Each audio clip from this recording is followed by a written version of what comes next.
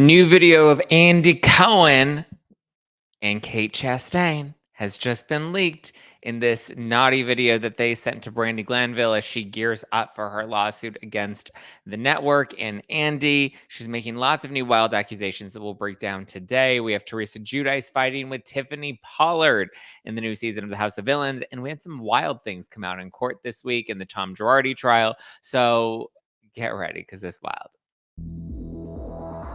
You're listening to No Filter with Zach Peter, your go-to source for all the latest pop culture and reality TV served fresh all week long. Now, let's dive in. What's up? Welcome on in, welcome on in, welcome on in. What is like the all of the lights, all of the lights. Oh well, whatever. I'm trying to adjust. I don't know why the lighting is off today, but what's going on, guys? Happy what's today? Wednesday.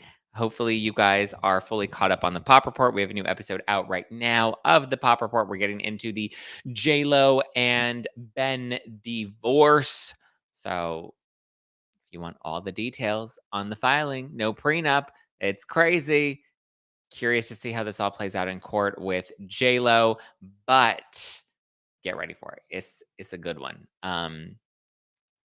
So go catch the Pop Report. You can watch on Spotify or watch on YouTube. Be sure to subscribe to the Pop Report. You can also listen on Apple Podcasts, or I guess anywhere you get your podcasts. So be sure to tune into the Pop Report. We're also getting into like the Blake Lively stuff, the Chappell Roan stuff. I've had lots of thoughts, feelings, and opinions about Chappell Roan because she's like, oh my God, I hate that like fans want to take pictures with me. And like it's weird and it's creepy that like fans want to like give me a hug while I'm out in public. It's like, well, then why did you want to become famous, girl? Like what? Make it make sense. So I have lots of hot takes about the Chappell Roan stuff on the Pop Report, so go tune into that. I'm on Chef Stew's podcast this week, Don't Let It Stew. We're diving into his experience at the Taylor Swift Eras concert in, I believe it was London. What else? I was just on Court TV talking about the Girardi case, not the Girardi case, the Girardi trial that's ongoing currently. And then what else? I'm on TMZ today. So there you go. You get lots of content that you can catch up on the Pop Report. Be sure to watch TMZ today, wherever TMZ Live airs in your neck of the woods. Be sure to tune in today. I have to tape that right after this. But while I was talking about the Girardi stuff, so it's kind of wild. So like I said, and I kind of have recapped this on Instagram and on the podcast, the prosecution has just laid out their case. So prosecution is done outlining why they believe Tom Girardi is guilty. A jury will have to decide now, but the defense is laying out their case, and they're trying to say that Tom Girardi not only was mentally incompetent and not aware of what was going on, but it was his CFO, Christopher Cohen. The CFO is the one that was actually running the scheme and was the one that was not paying the clients. Because it's interesting because we do find out in court that even though Tom Girardi was taking a lot of money from Girardi Keese, he was actually paying the money back, which I found so interesting. He was paying a lot of the money back to Girardi Keese. So I'm like, well, then what was going on with the money? Where was the money going? Then come to find there was, so the CFO did end up, he was skimming. And here's the thing, the CFO's kind of like, yeah, I was doing this, but it wasn't just me. Tom was also aware of this. And it does appear that Tom Girardi was at least aware that these things were going down at the firm and that the clients weren't getting paid. He was giving many clients the runaround. And there's no disputing that. We have emails, we have voicemails of Tom Girardi giving people these fake excuses as to why they're not getting their money. So Tom Girardi was aware that people were not getting their money. You also can't negate the fact that there have been complaints against Tom Girardi dating back to the 80s that were filed with the California State Bar. California State Bar never did anything. But the crazy part about the CFO,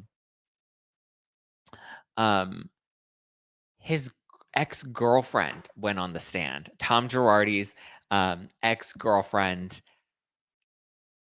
No, sorry, not Tom Girardi's ex-girlfriend.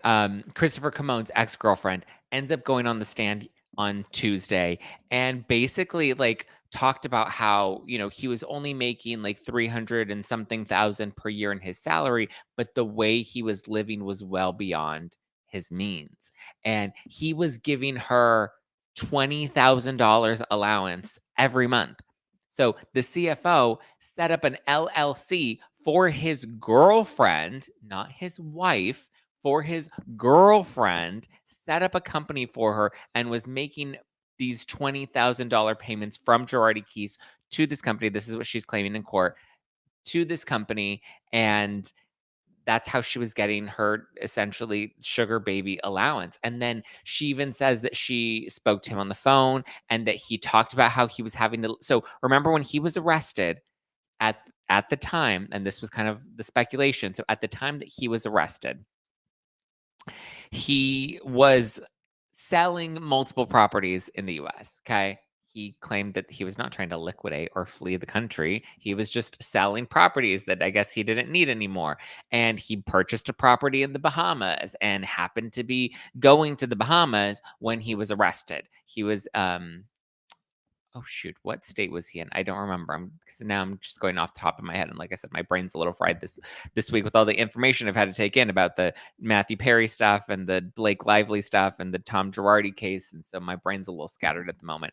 And then prepping for Court TV and the Pop Report and TMZ, it's just my brain's all over the place. And the J Lo, yeah. So I don't remember which he was in. He was like visiting, I think, his sister or relative in one in somewhere, I think it was in the Midwest. And so he was at the airport when they arrested him and actually caught him. And he was like, oh no, I wasn't liquidating my assets. I wasn't trying to flee to the Bahamas. Well, now the girlfriend in court is saying, no, he called me and said he was liquidating his assets. He called me and said he was planning on fleeing to the Bahamas and he wanted her to help him in some way. I think like he wanted to set up like some account in her name, and it was wild. And she was kind of like, yeah, I don't think I'm gonna be your fall guy. I don't think I'm gonna be the one that goes down for this because like you're heading to the Bahamas and I'm stuck here in the US. So like that's what's not gonna happen. I think he was trying to like funnel his money some way. We found out that he had like multiple businesses, including a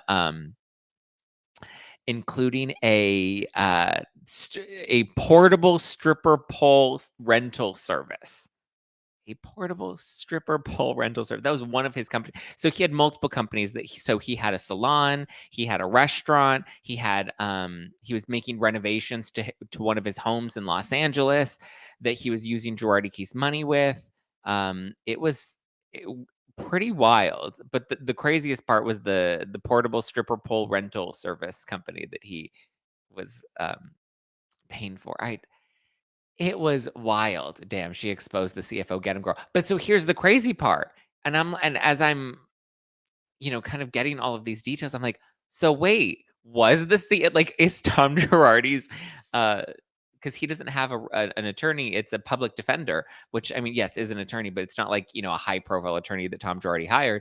It's a public defender. And I'm like, wait, is this public defender actually going to prove that Tom Girardi that the CFO was the one that really was behind, like, are they actually going to prove this case? Because when they were trying to make the case, in opening arguments and all of that, it didn't sound too, I wasn't really buying it. I was like, yeah, no. But now I'm like, what? They got the ex-girlfriend to go on the stand and reveal that he told her his plans to flee. He told her he was liquidating. He owned multiple homes in the US, you guys, like multiple properties here. So, whew, it was wild. Sue says, Zach, you were looking hot and in your professional gray shirt, Ralph Lauren. The shirt that I'm wearing today. Well, this isn't gray. This is it's a blue. It's like a navy, not a full navy. I don't know what color blue would you consider this.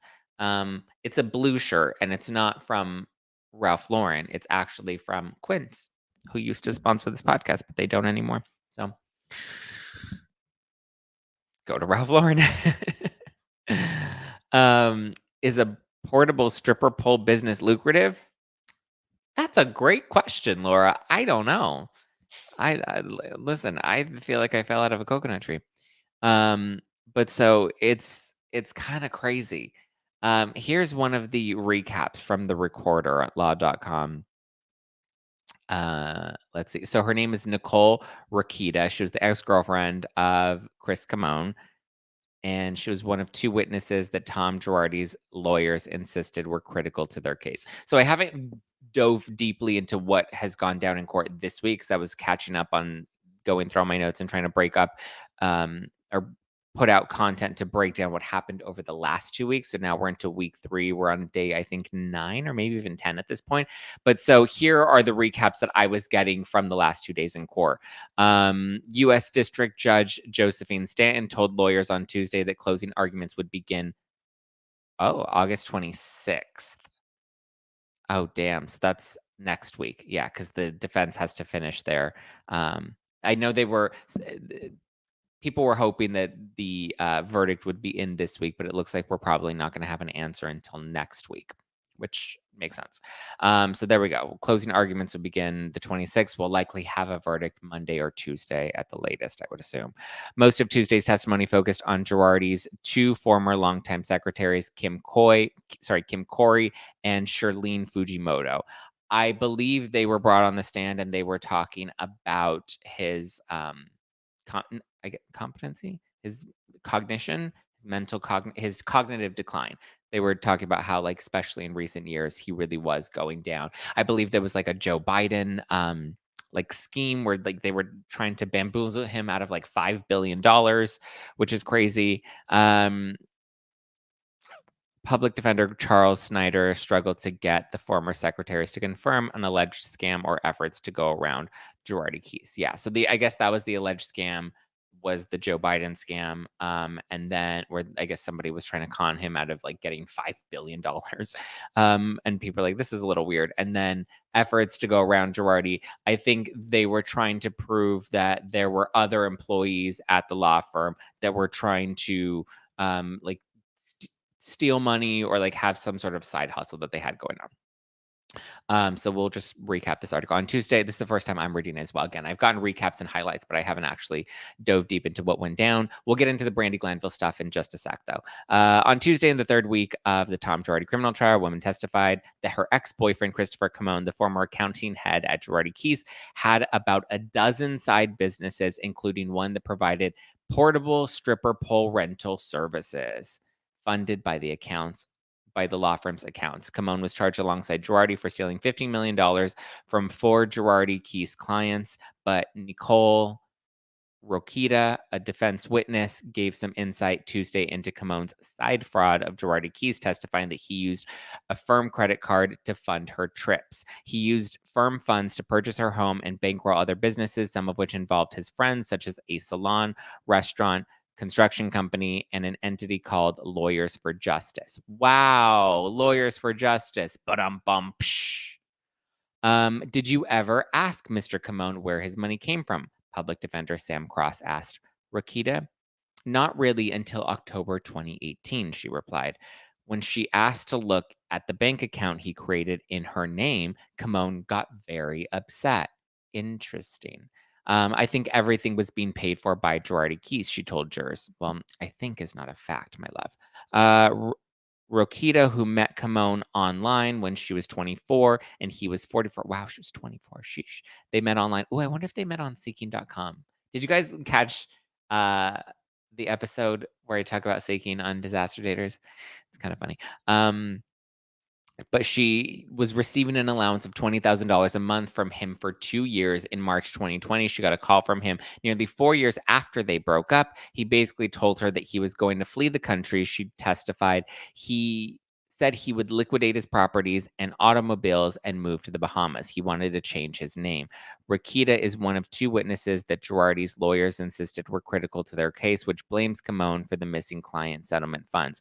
During a lunch break outside the presence of the jurors, federal public defender Charles Snyder told U.S. District Judge Josephine Stanton of the Central District of California that Camone stole $50 million from the firm. It's essential to the theory in this case. Mr. Camone has been draining the accounts at the firm, which is interesting because the IRS, when they testified, Special Agent Christopher Robin Robertson, I believe was his name. He showed financials that proved that yes, Tom Girardi was taking money, but it was also proven in those financials that Tom Girardi was returning the money to Girardi Keese and even put more than what he was taking from the firm back into the firm's operating accounts and into some of the trust accounts. So it's wild. It's kinda wild if you think about it. So I'm like, "Wait, are they actually going to prove that the CFO was the one that was stealing all of the money, $50 million?"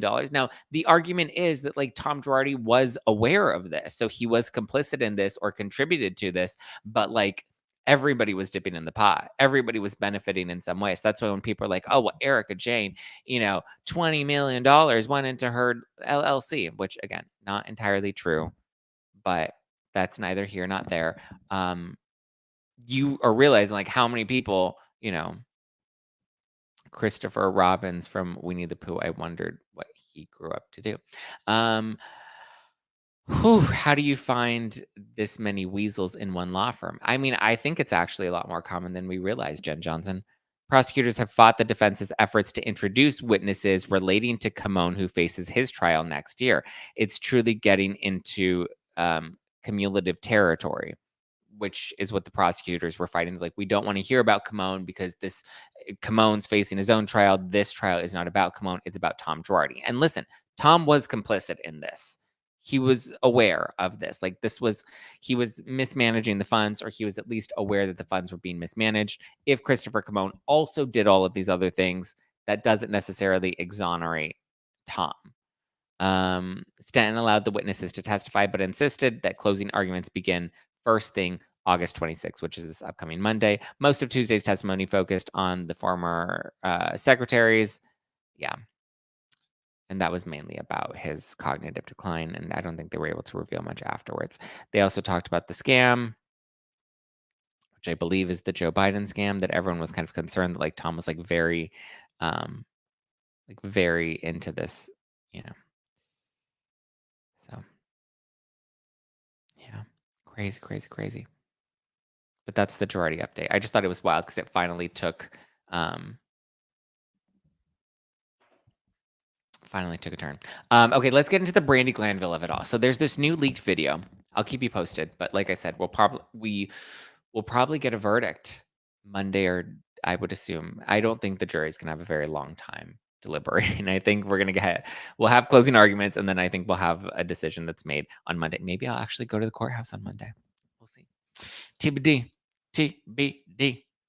Tom was doing this before Christopher started at the law firm. Well, Christopher has been at the law firm for a very long time, Lizette, number one. And number two, all we're learning about in court is things that have happened since 2010. I don't know if that's a statute of limitations issue, but the cases that we're focused on were between 2010 and 2020.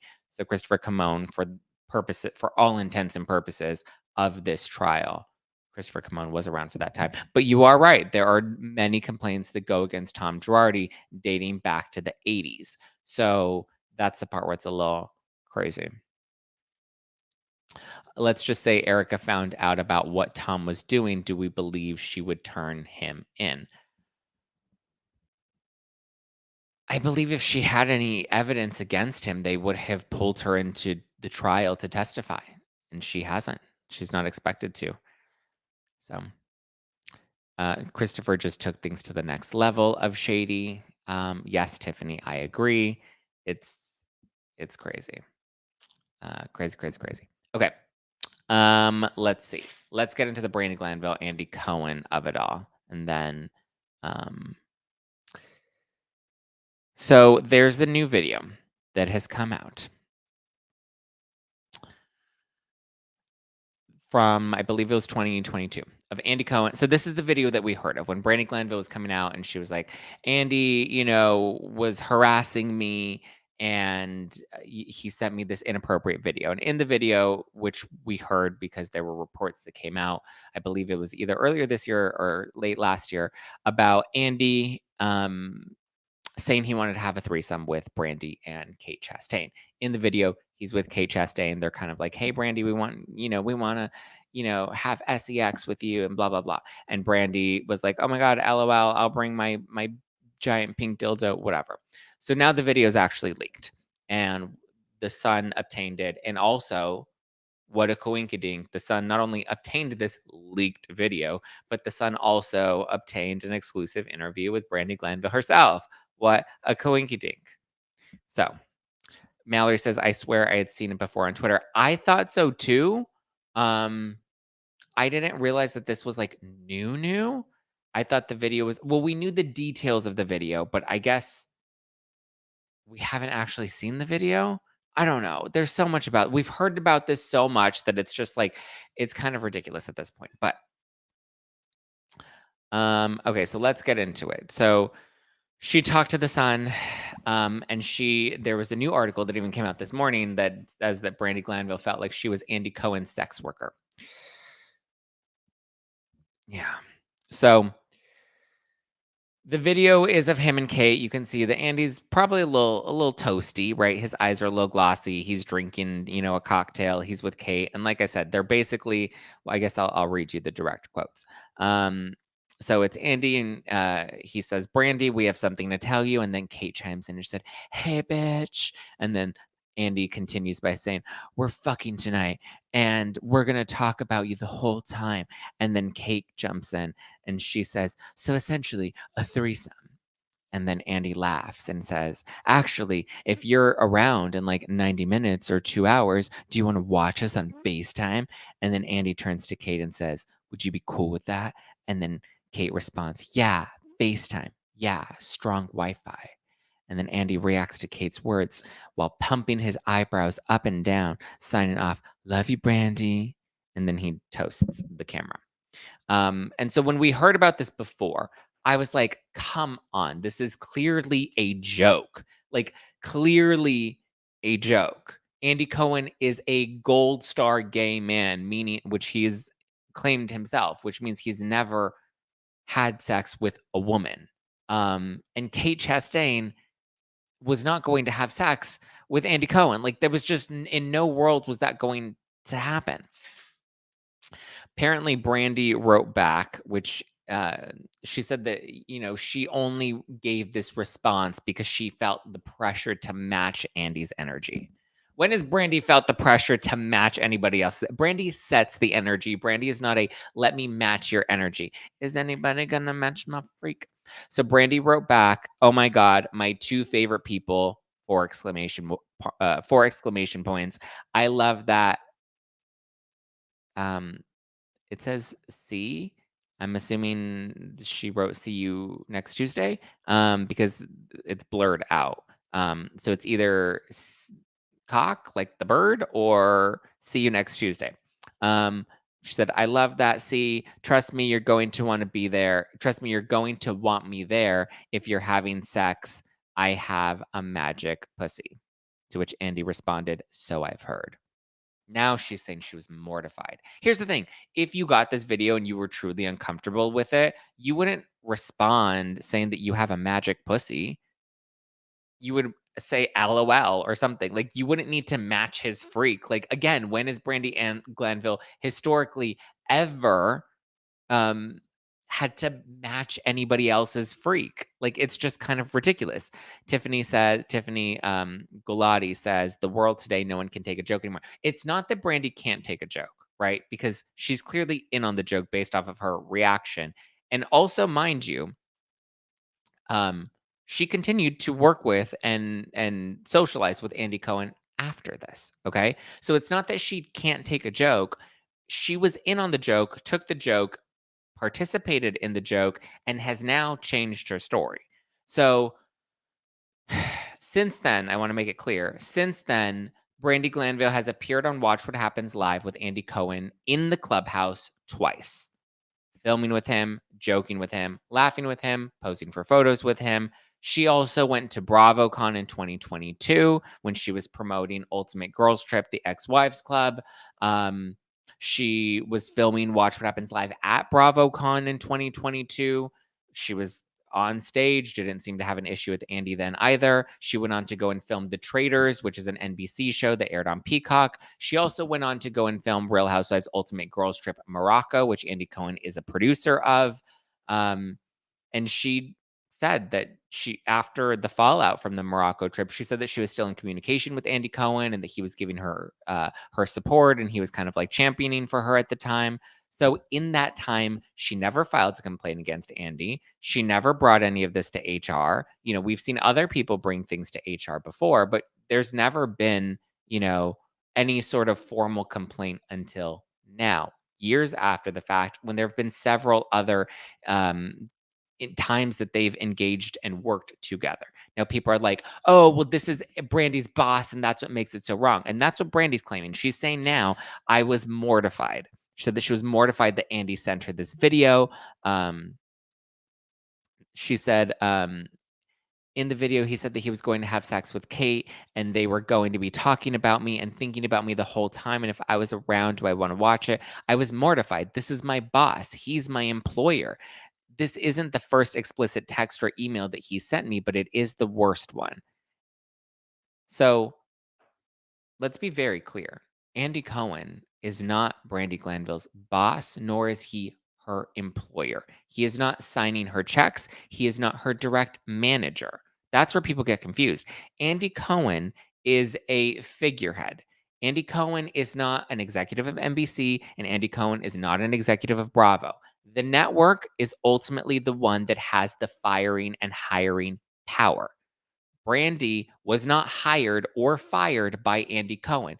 Brandi would never be hired or fired by Andy Cohen because Andy Cohen does not make those decisions.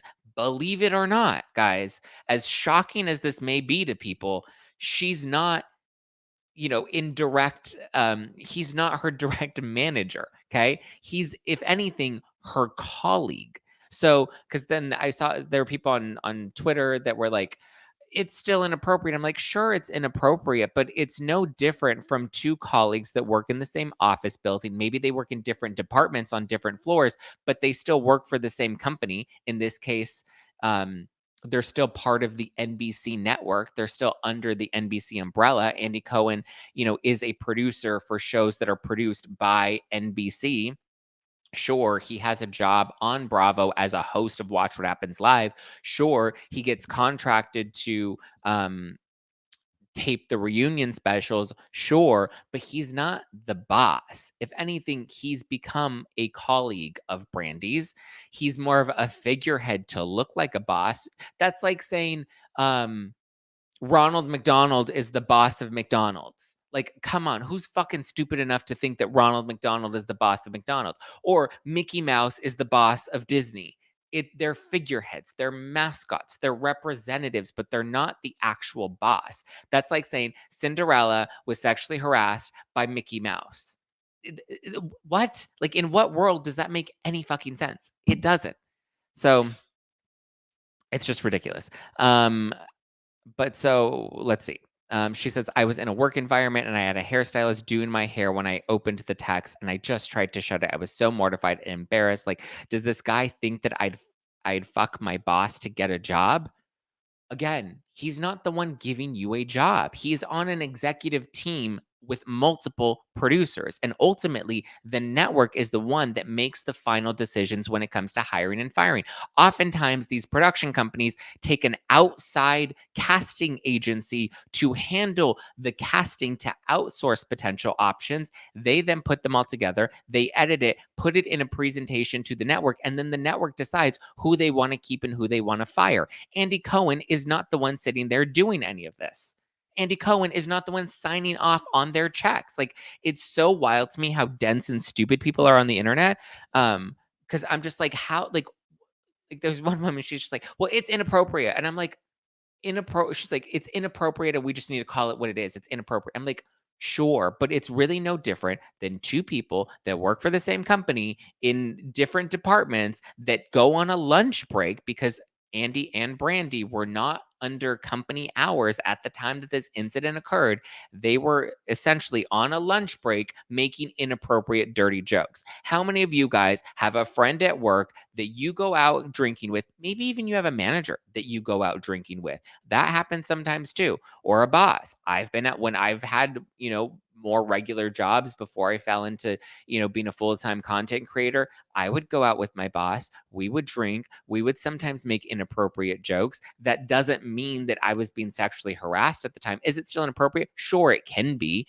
But if she was so mortified and felt like her job was at risk, she could have filed a report with HR. She could have said something sooner. She continued to work with Andy. She continued to be around Andy. She continued to have a friendly relationship with Andy. Again, this is no different than two colleagues going out to lunch together and making dirty, inappropriate jokes. They're not on office time. There's no real hierarchy. Maybe there's a hierarchy of like Andy Cohen makes more money than Brandi does, and Andy Cohen's role, on these shows is maybe above Brandi's role, but that doesn't mean that he has the power to hire or fire her or block her from opportunities. I'm sure if Andy had the power to, he would have defended Brandi in the Caroline Manzo stuff. That was out of his hands. Jen says if Brandi's claims against Andy are valid, then so is Caroline's claims against Brandi. She's an idiot for this. I agree, but I think that's exactly why she's doing this, is to make that point. Like if the network is going to stand by Caroline and allow Caroline to make these accusations and it's going to ruin Brandi's career, then Brandi's like, I'm going to do the same thing and I'm going to fight back. Jen says, I don't think it's inappropriate. My boss slept with half of the wait staff and had waitresses and barmaids with a 5-star system. On looks, not skill. On looks, not skill. That's inappropriate. That is inappropriate. Didn't her alimony run out? Coincidence that she filed this desperate for a settlement money? I don't know. Maybe. I forgot about her alimony money. Brittany says, but let's say that it was a straight guy. Wouldn't it be okay with everyone? Let's be real. Am I right?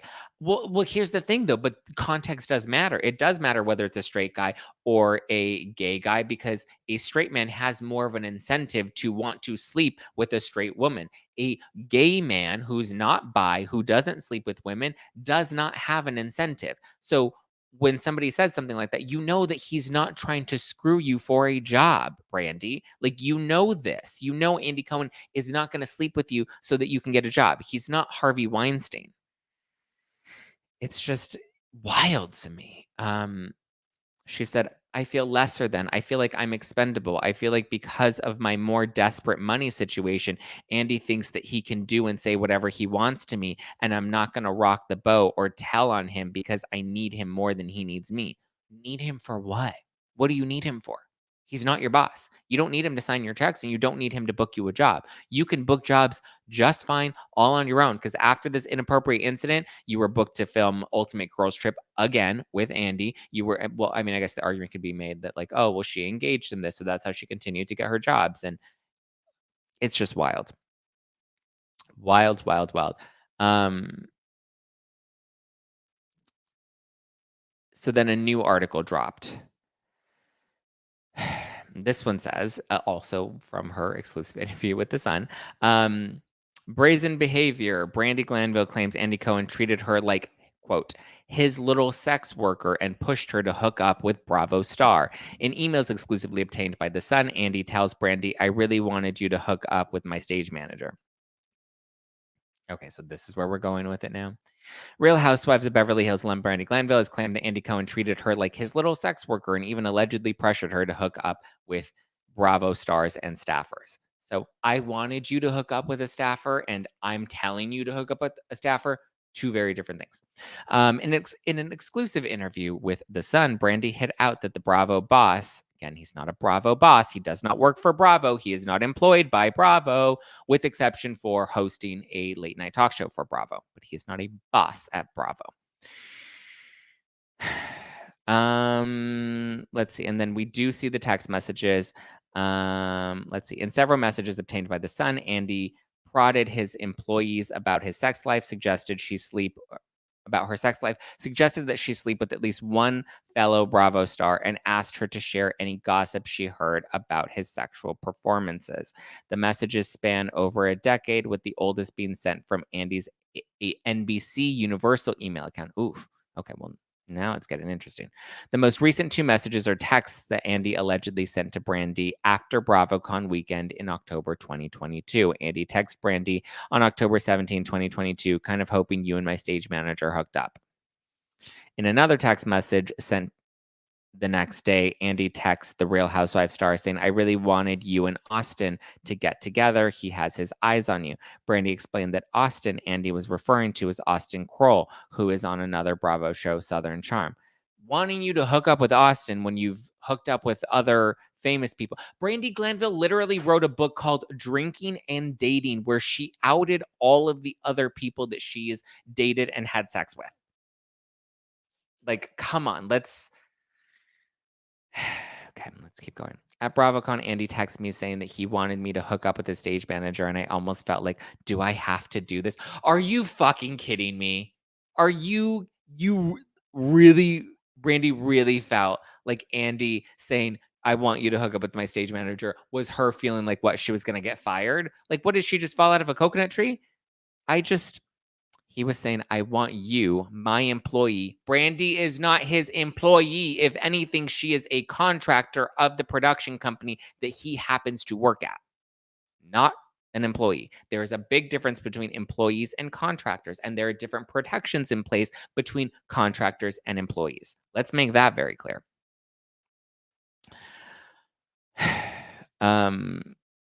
He was saying, I want you, my employee, to F another one of my employees. And then also, by the way, I think that you should F Austin. He has his eyes on you. Your boss should never talk to you that way.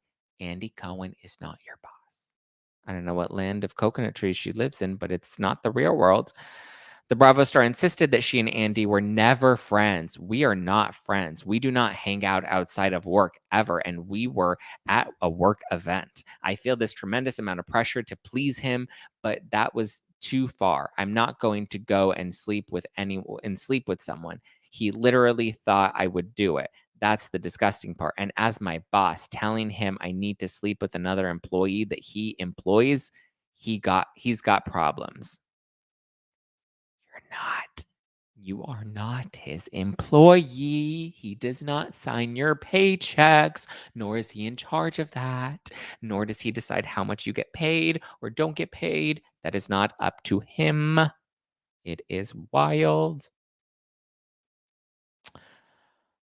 The single mother of two said that those back-to-back texts made her feel disgusted. And in an interview with the Hollywood Raw podcast, which was released Wednesday, senior reporter Jessica Finn delved into how Brandi felt about her boss asking her to hook up with fellow employees. Brandi continued to The Sun, he really is like pimping me out. I mean, I felt that way. How was he pimping you out? What benefit does Andy Cohen gain from Austin and Brandi hooking up? It just is wild to me. Like, what am I supposed to go and hook up with these guys and tell you about how the sex is because you told me to? I felt this tremendous amount of pressure to please Andy, but this was too far. This is different. This is a different kind of boss. This was a pimp. I am not a hooker. You are not a pimp. Now she's saying he was a pimp. Come on. And I feel like he's just suggesting that to me, he has some issues that he needs to resolve. Like, who the F does he think he is? Does he really think he's God? Does he think I'm going to run off and spread my legs because he told me to? Isn't she also the same person that's claiming that production told her to get messy with Caroline Manzo and that's why she did it? Girl, make up your mind. I think he thinks that I would. I would never do that. But I think he thinks that I would. Otherwise, why would he say that to me? Why would he text that to me? It's very brazen. Brandi questions Andy's boldness in sending text messages like this to his employees about their sex life. Again, you are not Andy's employee. If anything, you are like a contractor, not for Andy directly. Are you that stupid that you're texting employees about sex? Like, does that not, like, he does not care. He doesn't think that he's going to get caught. He thinks that he can do whatever the F he wants. And so far, he has. Brandi believes that Andy tried to push her to sleep with men he likely can't sleep with because they are straight. I think that Andy wants me to take over and conquest the people that he can't because they're straight. So I'm like his little sex worker, and I'm not. I'm sorry. I'm a mom of two. Oh, now she's a mom of two. Saying, oh, mom who works two. Well, actually, works no jobs. I've been in 2 long-term relationships in my entire life. It's not who it's she's been in 2 long-term relationships her entire life, but completely forgot about the book that she wrote about all the men that she's dated and slept with. Got it. Which was part of her public-facing image, right? I'm not what he's made me into in his head. I'm not that, and I have to play that role, and it's fucking disgusting. What role do you have to play other than the crazy role that you play on these shows already? Najat says, wow, what a script. Ooh, Mender says, Zach, you are wrong on this. We all know Andy has a lot of pull at Bravo. Oh, we do? I If you have evidence and proof of that, I would love to see it. That would be great. Thank you. I'm glad I'm glad people's feelings are now facts. It's just not boss behavior. You don't get to do that. Also, Andy Cohen, just to remind you, Menders, Andy Cohen does not work for Bravo. He does not work at Bravo. He's no longer a Bravo executive and hasn't been for a very long time. She said, I don't have to tell you this, but I'm going to because I need a job. And that's abuse of power. And it's just like, I feel like a fucking prostitute in a weird way. Huh? I don't understand this at all. In January 2013, Brandi appeared on Watch What Happens Live and was asked by Andy what some Bravo fans would deem a fairly run-of-the-mill question for the alcohol-fueled late-night talk show. Andy asked her how good her lover, ex-husband actor Eddie Cibrian was, and she answered something to the effect of, he's great, he's a 9. It wasn't so much the crass on-air question that bothered Brandi, though she says that she didn't exactly enjoy talking about her ex's prowess on TV, but rather that her answer, a 9, seemed to rattle around in Andy's mind well after the show was over. Andy reached out to her the following day from this NBC Universal email. He wrote, "Get home safe. Eddie was a 9?" Question mark, when Brandi interpreted that as a reference to his penis size. The last thing I want to do is talk about my ex, especially his penis size. Really? Because didn't you write a whole book where you called his new wife a cunt? Isn't that how she opened the book? Was calling Eddie Cibrian, her ex-husband and the father of her children's new wife, a country music star? And now she suddenly feels uncomfortable talking about them? Very interesting because she had no problem in her book drinking and tweeting talking about him. The last thing I want to do is talk about my okay. But you're on a show and you're playing by his rules. Oh, did he also give you the book deals? Was he also the one signing your podcast checks? Just wondering because you talked about them too. In the words of Tamara Judge, is your ass jealous of the shit that comes out of your mouth? I mean, wow. And he always asks about sex. You don't have to answer that too. Country music star. Yeah, Pamela. In the book, I remember because I read her books and we covered them in our book club. She calls uh, Leanne Rimes a country music star. Not very demure. I agree, Danny. I said, oh, he's a 9. He's great. And that being on television is one thing. But then the next day, he starts emailing me to try and get more information about my ex-husband's penis. And this is private. This is not for public consumption anymore. Really? Because you're talking about it in an interview to the press right now. You're literally talking about your husband's dick size to the sun. So I'm again confused. This isn't like a joke and he was supposedly making. I don't even think that it's funny. It's not a joke. That's just weird. But to follow up and ask more questions, didn't Brandy also make several inappropriate remarks about Ken Todd, Lisa Vanderpump's husband, while on television as well? Okay. I just, in that moment, I knew that I had to put up with it. I knew that this was going to be our relationship. Brandy said that the tenor of their relationship continued that way throughout her career with Bravo. Wow. Interesting. There are plenty more text messages. We'll continue to dive into all of it. But I do have to wrap because I have to go and tape TMZ in a sec. Oh, they want me to talk about. Oh, interesting. They always give me spicy topics they want me to talk about. All right, guys. Well, there's a lot here. There's a lot more. Brandi also claimed that Andy asked her to tell him anything that she'd heard about him in the sack. In another text message, Andy wrote, "By the way, next time I see you, I want to hear all the sack stuff that you've heard about me. I really haven't heard that much, honestly, other than Marco. That's it."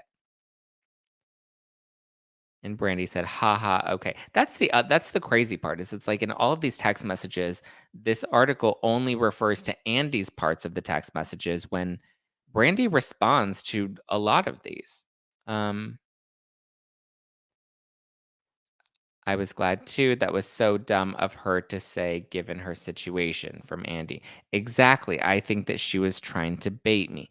Andy says, I really wanted you and Austin to get together. He had his eyes on you. She said, he's already DM'd me like 4 times. Shep too, but Austin had his girl with him. I'm going to Charleston for sure. Winky face. And I don't even like blondes. We need more male options. She's saying that she's going to Charleston and putting a winky face, but that's Andy Cohen making her a sex worker. Got it. Um,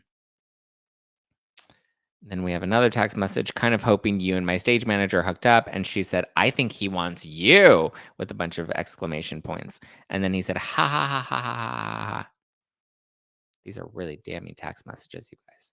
He sounds like a real pimp. Then we have another one. By the way, next time I see you, I want to hear all the sex stuff. She said, okay.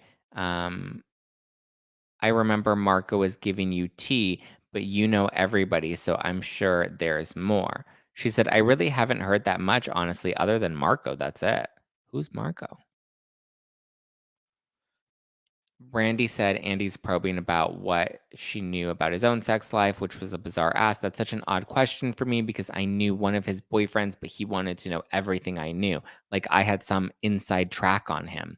I mean, how many people did he sleep with? I don't know. Like, how many are there? I know one ex boyfriend. That's it. And he's like, well, I know you know everyone. I don't. I don't know about his sex life. I don't want to know about his sex life. Repeating stuff back to him it got him off in a weird way, which if you read the text, I go, really don't know anyone except Marco. Like I know nothing, but it's not like he's but it's like he's in his head and he's just like this god. And I think he knows everything about him. He's definitely got a god complex, that's for sure. And now she's planning on suing Andy for sexual harassment. I feel like Andy created a character that he wanted me to be, and I became that character because I needed to work.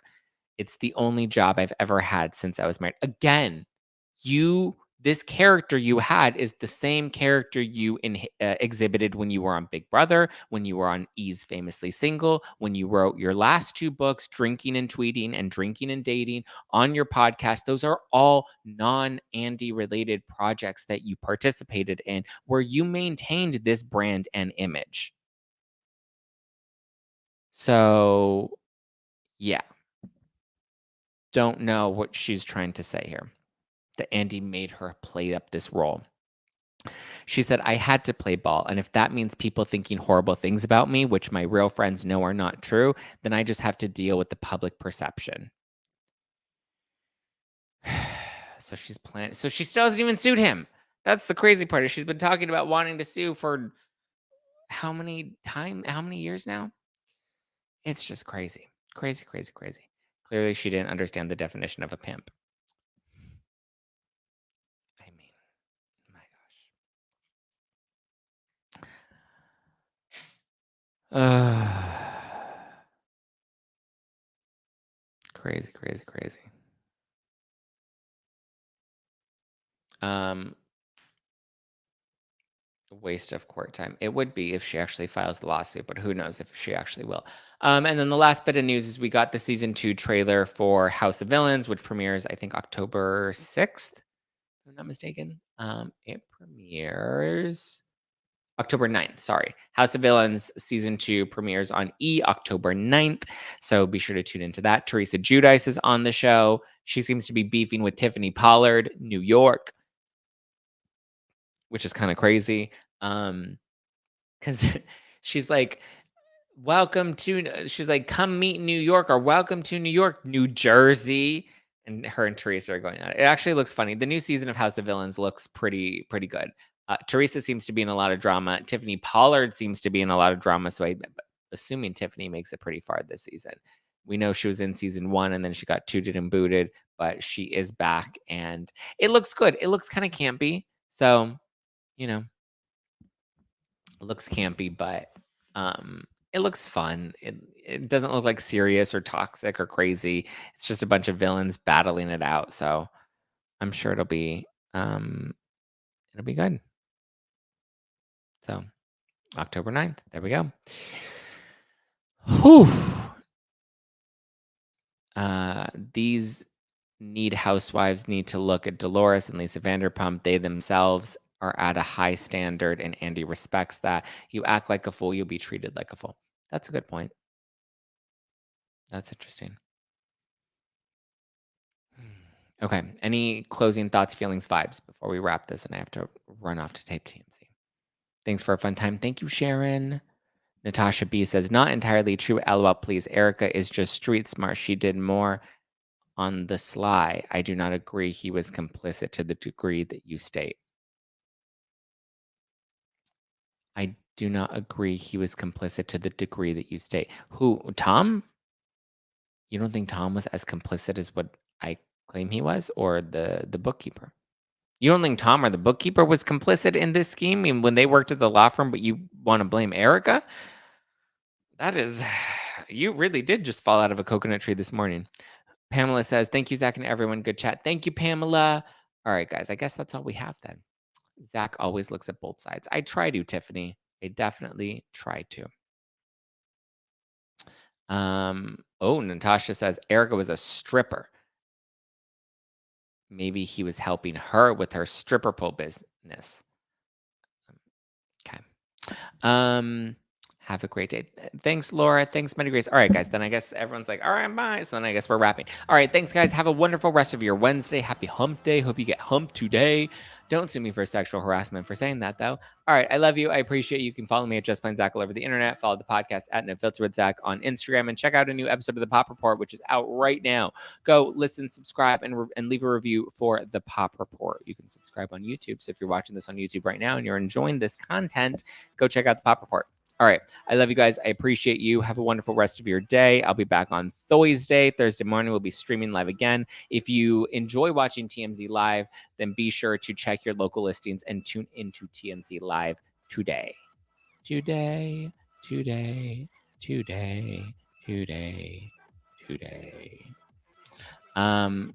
You're not our back. Well, I don't know. Maybe some people, Brandi thinks that Andy Cohen's her boss. So maybe some people do think that I'm their boss. And I'm not your boss, but I will be your daddy.